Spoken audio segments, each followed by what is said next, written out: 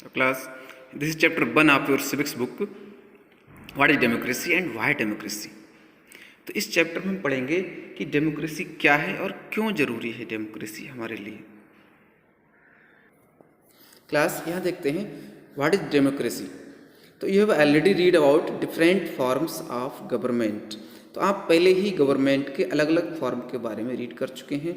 On the basis of your understanding of democracy so far, आपकी democracy की समझ के आधार पर mentioning a few examples, write down some common features of. तो कुछ एग्जाम्पल्स हैं जिनमें कुछ कॉमन फीचर्स को आप देखेंगे। यहाँ जो दिए डेमोक्रेटिक गवर्नमेंट्स और नॉन डेमोक्रेटिक गवर्नमेंट्स। तो डेमोक्रेटिक गवर्नमेंट्स और नॉन डेमोक्रेटिक गवर्नमेंट्स, इन दोनों की डिफरेंस को हम जानेंगे। तो यहाँ पर जो स्टोरी दे रखी है कन्वर्सेशन है बीच में, इसको आप सेल्फ पढ़ना है। आगे हम आते हैं कि a simple definition of democracy. A simple definition. Let's get back to our discussion on similarities and differences among governments that are called democracies. तो हम वापस चलते हैं कि उस डिस्कशन पर जहाँ सिमिलरिटीज और डिफरेंसेस गवर्नमेंट, तो सरकारों के बीच में क्या क्या डिफरेंसेस होते हैं और क्या सिमिलरिटीज होती हैं, दैट आर कॉल्ड डेमोक्रेसी, जिन्हें डेमोक्रेसीज कहा जाता है। तो उस डिस्कशन पर चलते हैं। ठीक स्टूडेंट्स, तो वन सिंपल फैक्टर, तो एक सिंपल फैक्टर क्या है, common to all democracies is. तो सभी डेमोक्रेसीज में एक सिंपल फैक्टर क्या होता है, the government is chosen bye the people. तो गवर्नमेंट पब्लिक के द्वारा चूज की जाती है, सेलेक्ट की जाती है। ये सबसे बड़ी बात होती है डेमोक्रेसी में। We could thus start with a simple definition. अब इस तरह हम एक सिंपल डिफिनेशन स्टार्ट करते हैं। Democracy is a form of government. Democracy एक ऐसी गवर्नमेंट होती है in which the rulers are elected by the people, जिसमें रूलर्स पब्लिक के द्वारा इलेक्ट किए जाते हैं। ठीक, this is useful starting point. This definition allows us to separate democracy from forms of government. तो ये क्या है, एक यूजफुल स्टार्टिंग पॉइंट है और ये डिफिनेशन हमें गवर्नमेंट के अलग अलग फॉर्म से अलग करती है कि बहुत तरह की सरकारें होती हैं लेकिन इसके जैसी नहीं होती, तो अलग अलग सरकारों के फॉर्म से अलग करती है। ठीक है, अब देखते हैं यहाँ पर जो मेन पॉइंट है, the army rulers of Myanmar were not elected by the people.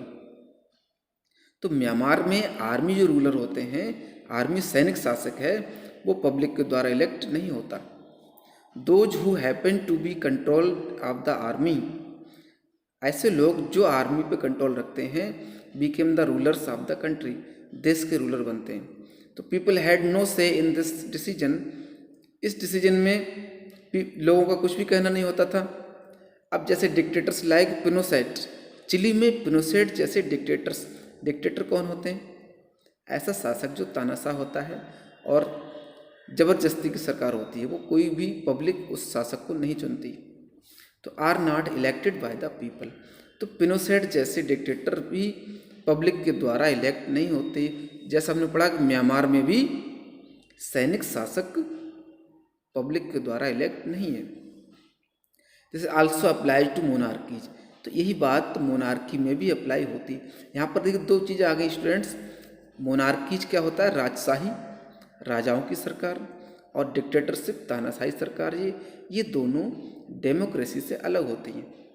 The kings of Saudi Arabia rule not, Saudi Arabia का राजा रूल करते हैं not because the people have chosen them to do so, न केवल इसलिए कि लोगों ने उन्हें ऐसा करने के लिए चुना है, but because they happen to be born into the royal family, क्योंकि उनका जन्म एक रॉयल फैमिली में हुआ होता है, इसीलिए पब्लिक उन्हीं को चुनती है और उनको चुनना मजबूरी हो जाती है। तो ऐसी गवर्नमेंट क्या है, मोनार्की। अब देखते हैं this simple definition is not adequate. तो ये सिंपल डिफिनेशन हम जो पढ़ चुके हैं, देखिए डिफिनेशन क्या है, सेम वही है, democracy is a form of government in which the rulers are elected by the people. तो ऐसी गवर्नमेंट जिसमें रूलर्स पब्लिक के द्वारा चुने जाते हैं। तो इस डिफिनेशन की बात यहाँ पर हो रही है। तो that democracy is people's rule. तो हम रिमाइंड क्या कराते हैं, ये रिमाइंड हमें कराती है कि डेमोक्रेसी पब्लिक का शासन होता है, यानी पब्लिक पीपल्स रूल, पब्लिक का शासन होता है democracy.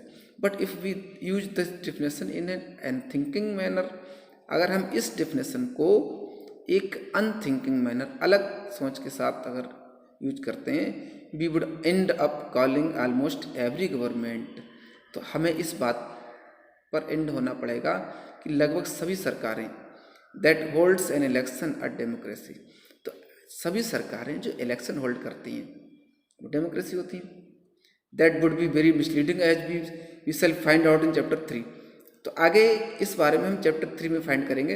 Every government is contemporary world wants to be called a democracy, तो इस कंटेम्प्रेरी वर्ल्ड में हर सरकार को डेमोक्रेसी नहीं कहा जा सकता, लेकिन हर कंट्री डेमोक्रेसी चाहता है, even if it is not so, लेकिन ऐसा नहीं होता। That is why we need to carefully distinguish between the government that is democracy.